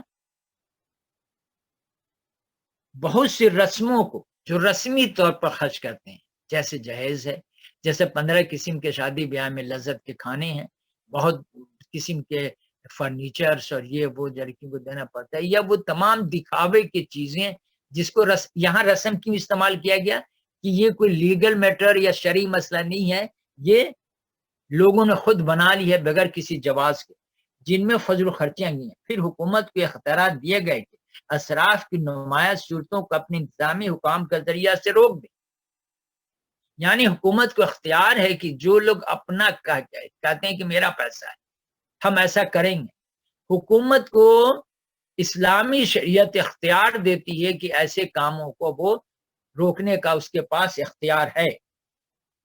اس طرح زکوٰۃ و صدقات کے احکام سے بخل کا زور بھی توڑا گیا اور امر کے امکانات باقی رہنے دیے۔ اس میں وہ یہ مودودی صاحب کی تفاسیر تھی جس میں انہوں نے کہا کہ حکومت وقت کو یہ پورا اختیار ہے کہ فضل خرچ اور دکھاوے کے لیے جو مال خرچ کرتے ہیں، اختیارات ہے حکومت کو کہ اس کو روک۔ اس موضوع پر اور بھی ہم چیزیں آپ کو لیگل میٹر کا بتائیں گے، جو ابھی کتاب میرے پاس ہے کتب صاحب کی سوشل جسٹس اسلام۔ اسراف اور تبذیر میں فرق کیا ہے؟ قرآن کے لفظ سورہ بنی اسرائیل کی تبذیر ہے نا، اسی کا یہ تفسیر بتایا جا رہا۔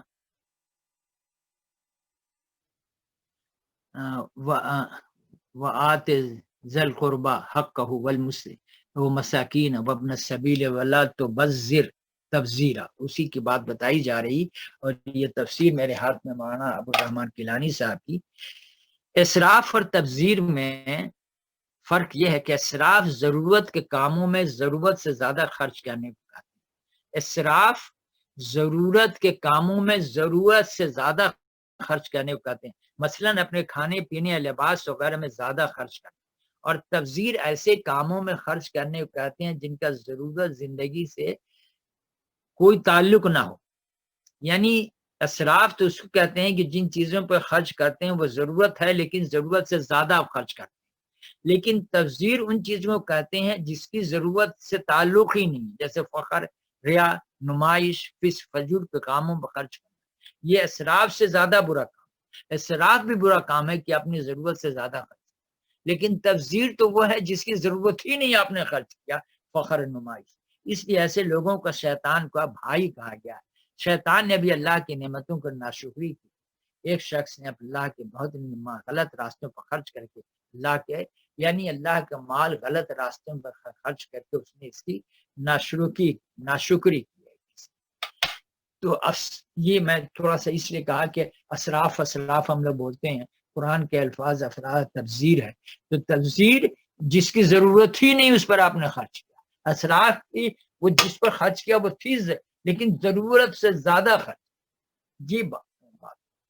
اور میں نے پہلے پچھلے سیٹنگ میں ہوئی تھی کہ معاشرے پر اس کی جو ہمارا عام معاشرہ ہے 90% اس کو کہا تھا کہ وہ اپنے ایڈٹس کی نقل کرتا ہے، اسرافیہ کی وہ نقل کرتا ہے۔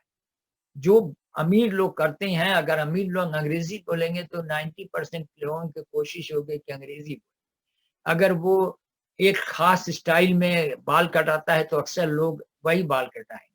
امیر طبقہ کھدر پہن لیا، امیر طبقہ تو غریب طبقہ کھدر ہی پہننے کو اپنا شان سمجھے۔ وہ اگر ریشمی جوڑا پہن لیا، ڈبل ہرس بوسکی کا کپڑا پہن لیا عمرہ، تو لوگ بوسکی پہننا شروع کر دیں۔ یہ نقل کی ایک ہیبٹ ہوتی ہے عوام میں۔ اسی لیے آتا ہے کہ جب کسی قوم کو گمراہ کرنا ہوتا ہے تو ایلٹس کو گمراہ کر دیتے ہیں، اور جب کوئی فیشن جاری کرنا ہو ملک میں آپ کو تو وہی جس کو آپ سیلیبریٹی کہتے ہیں اس کو پہنا کے ٹی وی پر دکھا دیجیے۔ آپ کو 2.5 کروڑ آدمی یا 20 کروڑ آدمی کو سمجھانے کی بولنے کی ضرورت نہیں، صرف کو ایک ڈیزائن بنائیے، ایک سیلیبریٹی جس کو ہم انورٹڈ کاما کے اندر بول رہے ہیں اس کو پہنائیے، ٹی وی پہ دکھائیے، تو 22 کروڑ لوگ اس کا سمجھ لیں کہ بھائی یہ اسٹائل پہننا چاہیے، ایسا اس رنگ کا کپڑا پہننا چاہیے، اس موسم میں یہ کپڑا پہننا چاہیے، نیچا پائجا پہننا چاہیے، اونچا تو یہ ایک پکچر دکھا دیے پورا اسی کی نقل شروع ہو جائے گی، because they are called as celebrities, معززین کہلاتے ہیں۔ سیلیبریٹی کا معنی معززین ہوا نا، تو معزز کہلاتے ہیں تو لوگ انہی کی نقل کریں۔ تو یہ خرچ ایک آدمی تک یہ طریقہ محدود نہیں رہتا بلکہ الناس کی بڑی تعداد اس کو فالو کرنے لگتی ہے۔ جب اس کو فالو کرنے لگتی ہے تو اس کے لیے پیسے کہاں سے آئیے؟ تو پھر اس کے لیے کسی کا بیگ چھینو، کسی کو موٹر سائیکل چھینو، گاڑی چھینو، کسی کا ڈاکہ ڈالو، پھر یہ تمام طریقہ جب پھر دفتر میں ہیں تو وہاں رشوت لو، رشوت لے کے کام کرو، کہیں نہ کہیں سے پیسہ آپ کو لانا ہے ان چیزوں کو پورا کرنے کے لیے۔ تو پھر معاشرے میں تمام برائیاں جنم لیتی ہیں کہ وہ ٹارگٹ پورا کرنا ہے جو امیر لوگ جیسے کپڑے پہنتے ہیں، جیسے کھاتے ہیں تو ویسے کھانا چاہیے۔ اگر 2 دریا پر جا کے ہم نے بند نہیں کھایا تو پھر ہم بھی کوئی آدمی ہے۔ اب یہ مت سمجھیے میں 2 دریا دیکھا ہوں، میں نے دیکھا بھی نہیں، سنتا بہت ہے کہ 2 دریا پر جب بند کھا لیے تو آپ ایک معزز آدمی، آپ ایک پڑھے لکھے آدمی، آپ امیر آدمی۔ تو کپڑے میں، لتے میں، کھانے میں، ہر چیزیں میں ہم امیروں کی نقل کرتے ہیں، ہم الناس۔ اس لیے جب ایک آدمی ایسا پیسہ خرچ کرتا ہے تو اس کے اثرات معاشرے پر بہت گہرا پڑتا ہے۔ کپڑے لتے میں ایک امیر طبقہ اگر ہے تنگ لباس پہنتا ہے تو ہر آدمی تنگ لباس پہننا کرے۔ تو معاشرے کو برائی سے بچانے کے لیے ایسی چیزوں کو شریعت اجازت دی ہے کو حکومت وقت اس پر پابندی لگا سکتی ہے تو بیجا خرچ نہ کی جائے، شریعت سے ہٹ کر کپڑا نہ بنایا جائے، شرعی قانون کو فالو کیا جائے، کیونکہ اس میں اکثریت کی بھلائی ہوتی ہے، لیکن ایک دو آدمی اگر اس کو توڑتے ہیں، معاشرے میں رائج کرتے ہیں، تو اسی لیے میں نے کہا تھا کہ شہنشاہ ملکہ فرح کو تنگ لباس اسی لیے پہنایا گیا تاکہ اس کو دیکھ کے ایسا لباس پہن کے ہر آدمی اپنے آپ کو ایک سمجھتا ہے کہ ہم بڑے آدمی ہیں۔ وہ بڑا آدمی کریکٹر سے تو بن نہیں پایا، روپے سے تو بن نہیں پایا، تعلیم سے بن نہیں پایا، تو دکھاوے چیز پہن کر وہ سمجھتا ہے کہ ہم بڑے آدمی ہیں، ہم ان کو فالو کرتے ہیں، اور یہ دماغ، یہ ذہن بن جاتا ہے وہاں۔ تو اسی لیے آج کے جتنے فساد فائنینشیل، لوٹ کھسوٹ، چوری چماری، پیسے کی ضرورت ہے لوگوں کو۔ ایک بندہ چوری کرتا ہے کہ وہ میری بہن کی شادی کرنا ہے اور اتنی جہیز دینا ہے، کہاں سے لاؤں؟ تو کسی عورت کا بیگ چھین لیتا ہے، موٹر سائیکل چھین لیتا ہے، لے جا کر بیچ دیتا ہے کہ یہ پورا کرنا ہے بہن کی شادی میں، کیا کرے گا؟ تو وہ ضرورت بن گئی ہے، تو یہ معاشرے کی برائی بن جاتی ہے یہ چیز۔ اسی لیے ابھی وہ میں یہ تھوڑا سا چیزوں اس آج کے موضوع ہم ختم کرنا اس کو، لیکن لوگوں کے ذہن میں یہ نہ ہو، ذہن سوچتا ہے کہ اسلام انفرادی ملکیت رکھنے کی اجازت نہیں، اسلام دولت انفرادی ملکیت کے حق کو تسلیم کرتا ہے، یعنی انسان اپنی محنت و مشقت سے زیادہ محنت کرے اور پیسہ کمائے یا اس کا مال ہے، اس کو حق ہے، لیکن اس کا ایک قانونی جواز بھی دیتا ہے۔ قانونی جواز کیا ہے؟ ذاتی ملکیت کے دوسرے لوازم میں تسلیم کیے جائیں، اپنے مال میں تجارت، اجارہ، رہن، حبہ وصیت کے ذریعے تصرف کو، ان تمام شکلوں کا پورا حق حلال ہے۔ جیسے آدمی مرتا ہے، ترکہ میں چیزیں بڑھ جاتی ہے، تو یہ بھی ایک چیز ہے۔ اسلام نے سرمایہ دار نظام کی طرف ذاتی ملکیت کے حد کو حدود و قیود و عائد کے بغیر یوں ہی نہیں چھوڑا، یعنی ذاتی ملکیت کو، اگر ذاتی ملکیت نہ ہو تو انسان محنت چھوڑ دے، تو آپ محنت کریں، مشقت کریں، اپنی آمدنی بڑھائیں، اچھی زندگی، لیکن اس کے بھی کچھ قاعدے قانون، وہ اس حق کو تسلیم کرتا ہے، لیکن اس کے پہلو کچھ دوسرے اصول و ضوابط بھی دیتا ہے جو اس حق کو اس درجہ میں جماعت کے مصالح کے صالح کرنے کا ذریعہ بنائے، جس درجہ میں اس سے مالک فرد کے مسالے پورے ہوتے ہیں، وہ اس حق کو قانوناً تسلیم کرنے کے ساتھ ہی مال کی افزائش، خرچ اور لین دین سے متعلق تصرفات کے لیے متعین ضابطے بھی دیتا ہے۔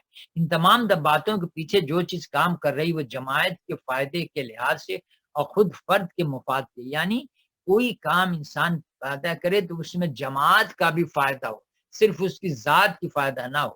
ان فطری اغراض و مقاصد کے حدود میں رہتے ہوئے جن پر اسلام زندگی کی عمارت تعمیر ہے۔ حق ملکیت کے سلسلے میں اسلام کا پہلا اصول یہ ہے کہ اپنے مال و املاک کے سلسلے میں فرد کی حیثیت سے جماعت کے نمائندہ اور نائب کی، یعنی آپ کے پاس پیسہ ہے تو آپ جماعت کے نمائندے اور نائب کے ہیں، اس پر اس کا قبضہ ملکیت سے کہیں زیادہ ایک ذمہ داری کی ہے۔ وہ اپنی عمومی حیثیت میں مال و دولت جماعت کا حق ہے، جبکہ خود جماعت بھی اس معاملے میں اس خدا کے نیابت پر مامور ہے جس کے سوا کوئی ذات کسی چیز کی حقیقی مالک نہیں۔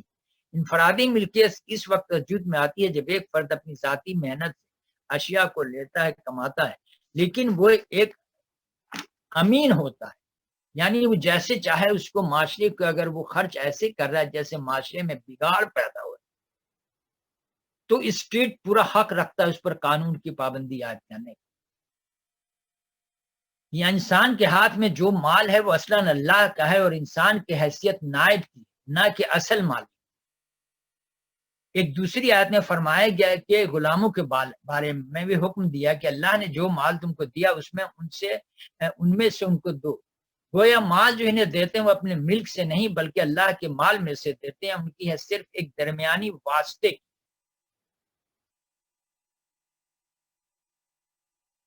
جب کوئی تصرف میں نادانی اور نالائکی کا مظاہرہ کرے تو سرپرست یا سماج کو حق تصرف واپس چھین لینے کا بھی حق ہے۔ کوئی غلط طریقے سے پیسہ خرچ کر رہا ہے دکھاوے کے لیے، ایسی صورت جس کا اثرات معاشرے پر پڑ رہا ہے، معاشرے میں گمراہی پھیل رہی، بدنظمی پھیل رہی، تو معاشرے کا حق پہنچتا ہے کہ اس کا حق واپس چھین لے، اس کو یہ حق نہ دے کہ وہ پیسہ اس طرح سے خرچ کرے۔ تصرف کا حق رشد اور اس ذمہ داری کے بحسن خوبی انجام دہی پر منحصر ہے قرار دیا گیا، یعنی انسان کو پیسہ خرچ کرنے کا ذمہ دار ہونی چاہیے، احسن طریقہ سے خرچ کرنے کا اس کو حق ہے۔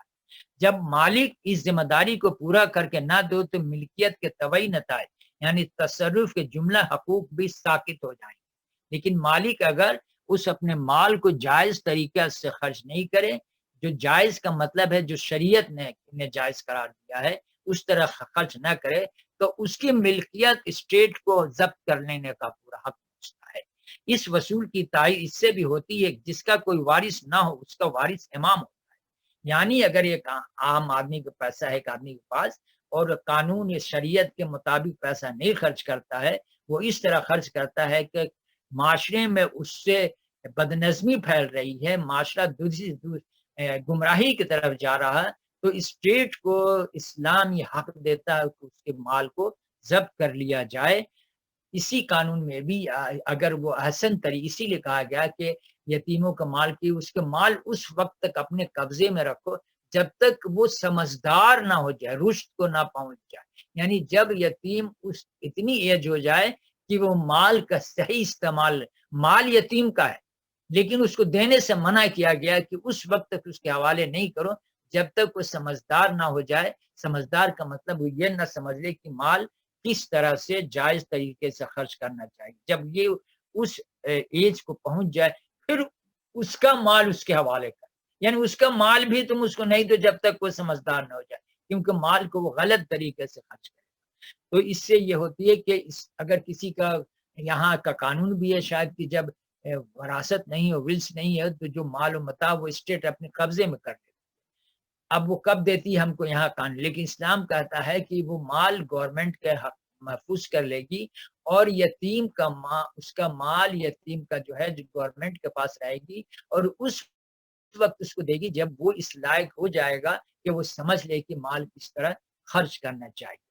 اس کا وارث امام ہوتا ہے، کیونکہ مال دراصل جماعت کا تھا جسے ایک فرد کی نگرانی میں دیا گیا ہے، اور جب اس کے پیچھے اس کا کوئی نہیں رہا تو مال جہاں کا تھا یہی۔ تو جب یہ اسٹیٹ کیوں لے لیتی ہے کہ سارا مال جو ہے وہ گورنمنٹ کا ہوتا ہے۔ یہاں کا بھی قانون میں آپ نے جیسے کہا کہ جب کوئی ول نہیں ہے تو گورنمنٹ لے لیتی ہے، کیونکہ سارا مال گورنمنٹ کا ہے۔ اگر اس کا رکھوالا امین نہیں ہے، مالک نہیں ہے، تو پھر گورنمنٹ کا مال ہے، تو گورنمنٹ کا مال ہے اس لیے گورنمنٹ لے لیتی ہے۔ تو اسلام میں بھی جب مال جو ہے وہ حکومت کا ہے، ریاست کا ہے، انسان اس کا امین ہے، انسان اس کا رکھوالا ہے، اسے اپنی زندگی میں خرچ کر سکتا ہے، لیکن اگر وہ جائز طریقے سے خرچ نہیں کرتا ہے اور نقصان کا ذریعہ بن رہا تو اسٹیٹ کو پورا حق پہنچتا ہے کہ وہ مال کو اپنے قبضے میں لے لے۔ یہ نہیں ہوتا۔ لوگ اعتراض کریں کہ بھائی اس کا مال ہے تو حکومت کیسے لے کیسے نہیں، اس لیے میں نے آپ کو یہ بات بتائی کہ نہیں، اسٹیٹ کو پورا حق پہنچتا ہے کہ غلط طریقے سے مال اگر کوئی خرچ کر رہا ہے جو اس کی ذات سے علاوہ دوسروں کو متاثر کر رہا ہے تو اسٹیٹ کو یہ حق پہنچتا ہے کہ اس کا مال ضبط کر لے۔ اب تو عمران خان ضبط کرے گا تو قیامت آ جائے گی۔ تو یہ تھوڑی سی باتیں میں نے آپ کو پڑھ کے سنائی، وہ کیونکہ اگلے 10ویں ٹاپک میں پھر ہم اپنے ہائی وے پہ چلے جائیں گے، اور تھوڑی سی بات رہ گئی تو وہ اصل میں نبی صلی اللہ علیہ وسلم کی سنت اور ربیع الاول جو ملے جلے جو چیزیں ہیں، تو اصل موضوع آتا ہی اس وقت جب ہم نبی صلی اللہ علیہ وسلم کی سنت سے ہٹتے ہیں۔ اگر اس پر قائم رہتے ہیں تو یہ موضوع آنے کی ضرورت ہی نہیں پیش آتی، لیکن ہمارا شریعت تو ہے ہی نہیں اللہ کے رسول کی سنت، اور کیا ہماری شریعت۔ تو جب اس سے ہٹتے ہیں قرآن سے، اور قرآن کہتا ہے اطیعوا اللہ واطیعوا الرسول، پھر یہ فساد جنم دیتا ہے۔ ایک موضوع ہے ابوالکلام آزاد کی کتاب میرے ہاتھ میں، جب تم اس ماہ مبارک میں یہ سب کچھ کرتے ہو اور اس ماہ کے واقعہ ولادت کی یاد میں خوشیاں مناتے ہو تو اس مسرتوں کے اندر تمہیں کبھی اپنا وہ ماتم بھی یاد آتا ہے؟ یہاں تو ماتم کہیے اگر ابھی اول میں تو ساری توڑ دیا جائے۔ تمہیں کبھی اپنا وہ ماتم بھی یاد آتا ہے جس کے بغیر اب تمہاری کوئی خوشی نہیں ہو سکتی؟ کبھی تم نے اس حقیقت پر یہ غور کیا ہے کہ کس کی پیدائش ہے جس کی یاد کے لیے تم سر و سامان کرتے ہو؟ یہ کون تھا جس کی ولادت کے تذکرے میں تمہارے لیے خوشیوں اور مسرتوں کا ایسا عزیز پیام ہے؟ افسوس اگر اس مہینے کی آمد تمہارے لیے جشن و مسرت کا پیام ہے، کیونکہ اسی مہینے میں وہ آیا جس نے ہمیں سب کچھ دیا۔ بہت نوٹ کرنے کا یہ جملہ ہے، تو غور سے سنیے اور نوٹ کیجیے۔ افسوس اس مہینے کی آمد تمہارے لیے جشن و مسرت کا پیام ہے، کیونکہ اس مہینے میں وہ آیا جس نے ہمیں سب کچھ دیا۔ تو میرے لیے اس سے بڑھ کر اور کسی مہینے میں ماتم نہیں، کیونکہ اس مہینے میں پیدا ہونے والے نے جو کچھ ہمیں دیا وہ سب کچھ ہم نے جملہ کون سنے گا، ماتم کرے بھی اول۔ اگر یہ خوشی کہ اس مہینے کی آمد تمہارے لیے جشن و مسرت کا پیام ہے، کیونکہ اس مہینے میں وہ آیا جس نے ہمیں سب کچھ دیا، تو میرے لیے اس سے بڑھ کر اور کسی مہینے میں ماتم نہیں، کیونکہ اس مہینے میں پیدا ہونے والے نے جو کچھ ہمیں دیا وہ سب کچھ ہم نے کھو دیا۔ اس لیے اگر یہ ماہ ایک طرف بخشنے والے کی یاد تازہ کرتا ہے تو دوسری طرف ہونے والوں کے زخم کو بھی تازہ کرتا ہے۔ تم اپنے گھروں کو مجلسوں سے آباد کرتے ہو، مگر تمہیں اپنے دل کی اجڑی ہوئی بستی کی بھی کچھ خبر ہے۔ تم کافوری شمعوں کو قندیلیں روشن کرتے ہو، مگر اپنے دل کی اندھیاری کو دور کرنے کے لیے کوئی چراغ نہیں ڈھونڈتے۔ تم پھولوں کے گلدستے سجاتے ہو، مگر تمہاری اعمال حسنہ کا پھول مرجھا گیا ہے، عمل کا پھول مرجھا گیا ہے۔ تم گلاب کے چھینٹوں سے اپنے رومال و آستین کو معطر کرنا چاہتے ہو، مگر تمہاری غفلت کی تمہاری عظمت اسلامی قطر بیزی سے دنیا کی مشام روح یکسر محروم۔ کاش تمہاری مجلس سے تاریخ ہوتی، تمہاری اینٹ اور چونے کے مکانوں کو زیب و زینت کا ایک ذرہ نصیب نہیں ہوتا۔ تمہاری آنکھیں رات رات بھر مجلس آرائیوں میں نہ جاتی، تمہاری زبانوں سے مارے اول کی ولادت کے لیے دنیا کچھ نہ سنتی، مگر تمہاری روح کی آبادی معمول ہوتی۔ تمہاری زبانوں سے نہیں، مگر تمہیں اعمال کے اندر سے اسوہ حسنہ نبوی کی مدح و ثنا کے ترانے ہوتے۔ افسوس وہ قوم اور صد افسوس اس قوم کی غفلت و نادانی جس کے لیے ہر جشن و مسرت میں پیام ماتم ہے۔ افسوس صد اس قوم کے غفلت اور نادانی جس کے ہر جشن و مسرت میں پیام ماتم ہے، اور جس کے حیات قومی کا ہر کہکا عیش و فغاں حسرت بن گیا، مگر نہ تو ماضی کی عظمتوں میں ان کے لیے کوئی منظر عبرت ہے، اور نہ حال کے واقعات و حوادث میں پیام تنبیہ ہوشیاری ہے، نہ وہ مستقبل کی تاریکیوں میں زندگی کا کوئی روشنی اپنے سامنے رکھتی ہے۔ اسے اپنی کامجوئیوں اور جشن مسرت کی پزمارائیوں سے مہلت اس کی اپنی کامجوئیوں اور جشن مسرت کی بزمارائیوں سے مہلت نہیں، حالانکہ اس میں جشن و طرب کے ہر دور میں ایک نہ ایک پیام ماتم عبرت بھی رکھ دیا گیا ہے، بشرطیں آنکھیں دیکھیں، کان سنیں، دل کی دانائی غفلت سے ساری نہ چھوڑے۔ ماہ ربیع الاول کی یاد میں ہمارے لیے جشن مسرت کا پیام اس لیے تھا کہ اس مہینے میں خدا کا فرمان اور رحمت دنیا میں آیا، جس کے ظہور نے دنیا کی شقاوت و حرمان موسم بدل دیا، ظلم، طغیان، فساد، عصیاں کی تاریکیاں مٹ گئیں، خدا اس کے بندوں کا ٹوٹا ہوا رشتہ جڑ گیا، انسانی اخوت و مساوات کا یگانگت میں دشمنوں اور دنیا کنیزوں کو نابود کر دیا، کلمہ کفر ضلالت کے جگہ حق گوئی عدالت کی بادشاہت قائم۔ یہ ماہ رمضان اگر تمہارے لیے خوشیوں کی بہار ہے تو صرف اس لیے کہ اس مہینے میں دنیا کی خزاں ضلالت ختم ہوئی، کلمہ حق کے موسم ربیع الاول سے شروع ہوئی۔ پھر اگر آج دنیا کی عدالت غمزدہ ضلالت جھونکے مرجھا گئی تو اسے غفلت پرست تمہیں کیا ہو گیا ہے کہ بہاروں کے خوشیوں کے رسم تم مناتے ہو، مگر خزاں کی پامالیوں میں تم روتے کیوں نہیں؟ تو یہ کچھ الفاظ تو میں نے جو آپ کو مکمل کر دیا، یہ ابوالکلام آزاد کی کچھ ان کے موجود نبیس کی کتاب سے لیا، اور کچھ نبی ابوالکلام آزاد کی سیرت نبی کی کتاب رسول رحمت کے کچھ اقتباس میں نے آپ کو پڑھ کے سنا دیا، اور میرا خیال سے آج میں نہیں بند کرتا ہوں، اس سے زیادہ میں نے آج کے موضوع میں ایک چیز اور دیکھیں گے، یہ بھی میں نے رکھا تھا، ضرورت پڑی تو آپ کو سنا دوں گا، شاید کام آ جائے۔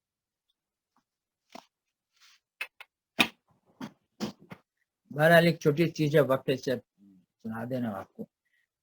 تبذیر کی اصل بذر ہے جس طرح زمین میں بیج ڈالتے ہوئے نہیں دیکھا جاتا کہ صحیح جگہ پر پڑ رہا ہے یا اس سے ادھر، بلکہ کسان بیج ڈالتے چلا جاتا ہے۔ فضل خرچی بھی یہی ہے کہ انسان اپنا مال بیج کی طرح اگاتا پھرے اور خرچ کرنے میں حد شرعی سے تجاوز کرے۔ حد شرعی سے تھا، اور بعض کہتے ہیں کہ تبذیر کے معنی ناجائز امور میں خرچ کرنا ہے چاہے تھوڑا ہی ہو، یعنی ناجائز جو چیز ضرورت نہیں اس پر خرچ کریں یا بغیر سوچے سمجھے آپ خرچ کریں، یہ سبھی تبذیر کے معنی ہیں۔ میں آج یہیں تک رہنے دیتا ہوں، بس تھوڑی سی جو وقت ہے اس کو دیکھوں کچھ کارآمد ہو جائے تو ہو جائے۔ اصل میرے سامنے کتابیں 20-25 پڑھی جاتی ہیں۔